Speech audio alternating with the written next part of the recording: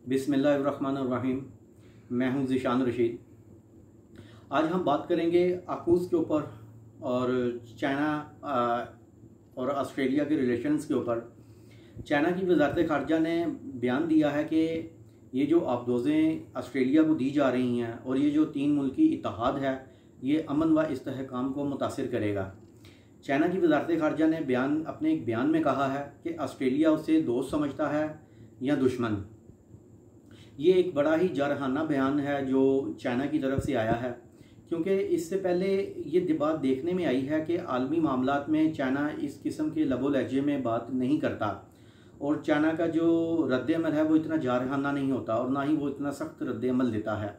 लेकिन इस बार आकूज़ के ऊपर जो है चाइना ने बड़ा शदीद रद्द-ए-अमल का इजहार किया है और क्योंकि सारी दुनिया के लिए ये एक परेशान कुन बात है, क्योंकि चाइना ने तकरीबन ऑस्ट्रेलिया को धमकी देने के अंदाज़ में ये बात कही है कि जो वो अमेरिका और बरतानिया के साथ मिलकर कर रहा है इसके नताइज अच्छे नहीं होंगे। क्योंकि कोविड-19 के बाद जब अमेरिका की तरफ से कोविड-19 को चाइनीज़ वायरस कहा गया और ये इल्ज़ामात लगाए गए कि ये जो वायरस है ये चाइना की लैब में तैयार हुआ है और यहाँ एक ये भी इल्ज़ाम था कि ये चाइना ने जानबूझकर जो है कोविड-19 को दुनिया से छुपाया है और इस वायरस को जो है ना दुनिया में फैलाया है। तो इस मामले को लेकर ऑस्ट्रेलिया भी शुरू से अमेरिका के साथ खड़ा था, तो जिसकी वजह से ऑस्ट्रेलिया और चाइना के ताल्लुकात में बहुत ज़्यादा ख़राबी चली आ रही है। और अगर हम इंटरनेशनल मीडिया को देखें तो इंटरनेशनल मीडिया के मुताबिक चाइना ने जो ऑस्ट्रेलिया के ऊपर पाबंदियां लगाई हैं उसकी वजह से ऑस्ट्रेलिया को तकरीबन 20 अरब डॉलर का जो है ना नुकसान बर्दाश्त करना पड़ा है। और चाइना ने इस बात को दोहराया है कि ऑस्ट्रेलिया अमेरिका और बरतानिया के साथ मिलकर जो खेल खेल रहा है इसकी ऑस्ट्रेलिया को भारी कीमत चुकानी पड़ेगी। आमतौर पर देखने में आया है कि चाइना इस लबो लहजे में बात नहीं करता और इस बयान ने पूरी दुनिया को जो है वो हैरान किया है।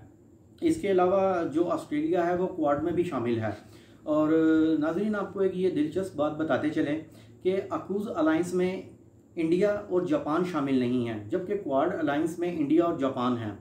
आकूज़ अलायंस की खसूसी बात जो खासियत है वो ये है कि इसमें इस अलायंस के तहत, इस एग्रीमेंट के तहत अमेरिका दूसरे शोबों में ताउन करने के साथ साथ अमेरिका ऑस्ट्रेलिया के लिए दुनिया की जदीद तरीन आबदोज़ें तैयार करेगा और ये आबदोज़ें जो हैं ये न्यूक्लियर टेक्नोलॉजी से चलने वाली होंगी। और इससे पहले अमेरिका ने ये टेक्नोलॉजी सिर्फ बरतानिया को ट्रांसफ़र की है। बरतानिया के बाद ऑस्ट्रेलिया दूसरा मुल्क होगा जो अमेरिका की इस टेक्नोलॉजी को इस्तेमाल करेगा। उसके अलावा भी इन आबदोज़ों की ये खासियत है कि ये ज़्यादा देर आम दूसरी आबदोज़ों की निस्बत ये ज़्यादा देर पानी में रह सकती हैं। और दूसरी बात, इनके ऊपर लॉन्ग रेंज जो मिज़ाइल हैं वो निस्ब किए जा सकते हैं। लॉन्ग रेंज मिज़ाइल निस्ब करने का मतलब ये है कि ये आबदोज़ें जो हैं ये ज़्यादा से ज़्यादा दूर मार करने की सलाहियत रखती हैं। अगरचे कि न्यूजीलैंड ने इसके ऊपर बहुत ज़्यादा एतराज़ात किए हैं और न्यूजीलैंड के जो रहनुमा हैं उन्होंने कहा है कि वो इन आबदोज़ों को अपने समुंदर में आने की इजाज़त नहीं देंगी। जो इंटरनेशनल बाउंड्रीज़ हैं ऑस्ट्रेलिया को उसका एहतराम करना पड़ेगा और वो न्यूजीलैंड की जो समुद्री हदूद हैं उनका ख्याल रखेगा। जबकि अमेरिका ऑस्ट्रेलिया की तरफ से भी कहा गया है कि वो इस बात का ख्याल रखेंगे कि वो इन आबदोज़ों के अंदर एटम बम या एटमी हथियार निस्ब नहीं करेंगे। लेकिन ये तो वक्त बताएगा कि वो हथियार निस्ब करते हैं या नहीं करते।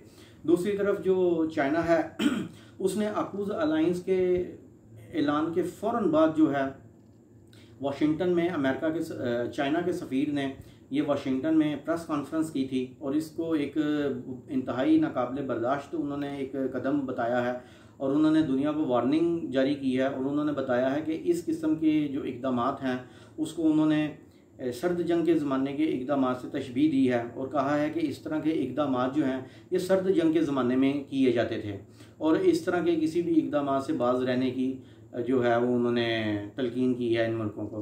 दोस्तों, फिर इंशाल्लाह ताला दूसरी वीडियोस में हम फिर मज़ीद ख़बरों के साथ दूसरी वीडियोस में इंशाल्लाह ताला मुलाकात होगी। तब तक के लिए अल्लाह हाफ़िज़।